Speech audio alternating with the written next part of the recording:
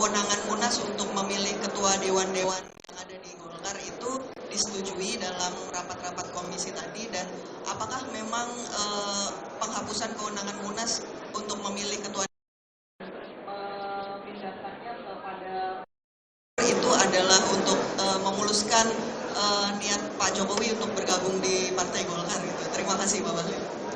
Yang pertama, Mbak, mazhab saya itu mazhab kompetisi.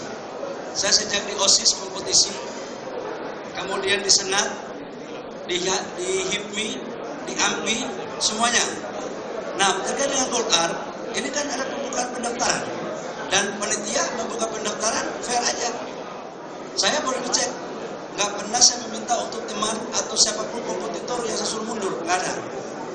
Saya ikut aja, tapi memang kali ini yang lolos verifikasi cuma saya oleh PSC. Dan yang daftar 2, bukan nggak ada. Ada, tapi yang karena syaratnya itu kan selain daripada 5 tahun kepengurusan DPP atau tingkat di bawahnya, dia harus memiliki 30% dan total jumlah suara. Nah, saya sudah dapat waktu saya daftar 470 suara, 469 suara ya. 469 waktu saya daftar.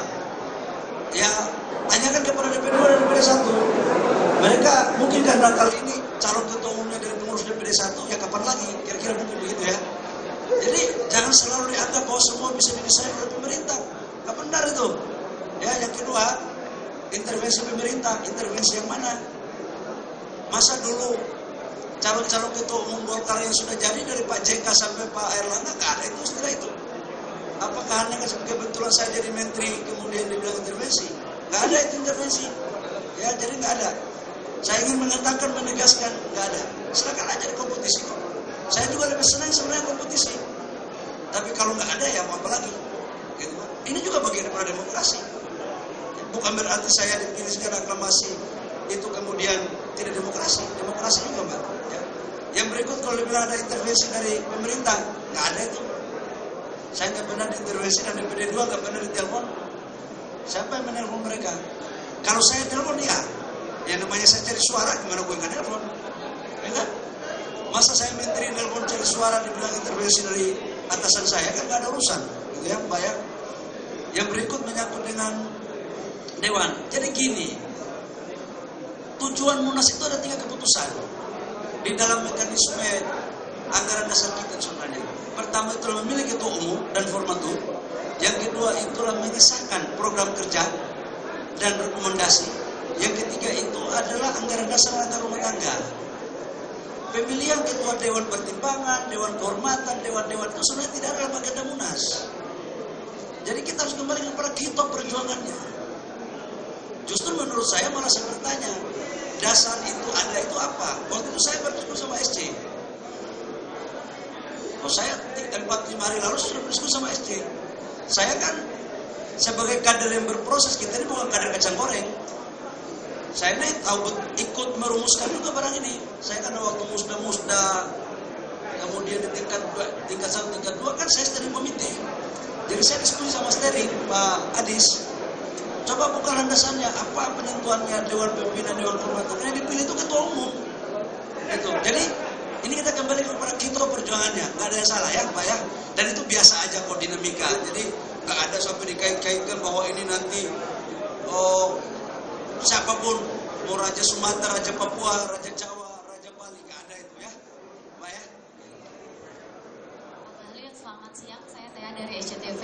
Pak Bahlil, ini ada 2 pertanyaan. Yang pertama, ini Pak Bahlil sebagai ketua umum kan bisa menjadi formatur tunggal untuk memilih kepengurusan Partai Golkar. Nah, ini kan kemarin ada isu soal peluang Pak Jokowi menjadi ketua Dewan Pembina. Apakah nantinya akan dipertimbangkan Pak Jokowi untuk menjadi ketua Dewan Pembina Partai Golkar? Nah, yang kedua, ini kan setelah putusan MK, ini menjadi tantangan pertama Pak Bahlil sebagai ketua umum. Ini kan nanti peta politik kemungkinan akan berubah, banyak yang berubah di daerah-daerah, terutama di DKI. Bagaimana cara Pak Bahlil untuk mengatasi putusan MK ini ke depannya dan membuat Kim ini tetap solid gitu Pak? Terima kasih. Yang pertama, teman-teman, kita ini berpikir yang positif. Jangan selalu negatif terus. Makanya bangsa ini gak maju gara-gara, bukan bangsa ini terlambat maju itu gara-gara pikiran kita terlalu negatif duluan. Jadi nggak ada sampai urusan Pak Presiden Jokowi mau jadi ketua Dewan Pembina itu sampai dengan hari ini nggak ada. Ya, saya berdiskusi kok nggak ada. Jadi nggak benar itu pikiran itu. Tapi kita nggak boleh melarang orang berasumsi.